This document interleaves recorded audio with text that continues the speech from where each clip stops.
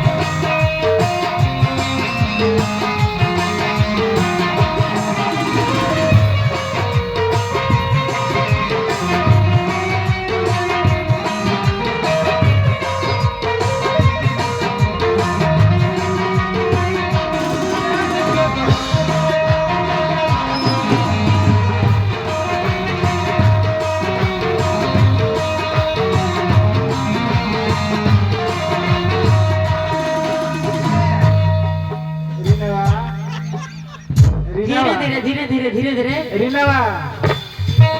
ए रीना खाली रीनावा के होई ई बताओ सही सही देखा ई बताओ कि जीनी से अपने बाबू के पेट में बड़े बाबा के ददुरा के चौकीदार साहब ददुरा के ददुरा के चौकीदार साहब मनोज पासवान जी की तरफ से हजारों हजार रुपए के पुरस्कार हमारे कंपनी शुक्रगुजार करती है। और दुल्हा के जीजा जी मलखौना निवासी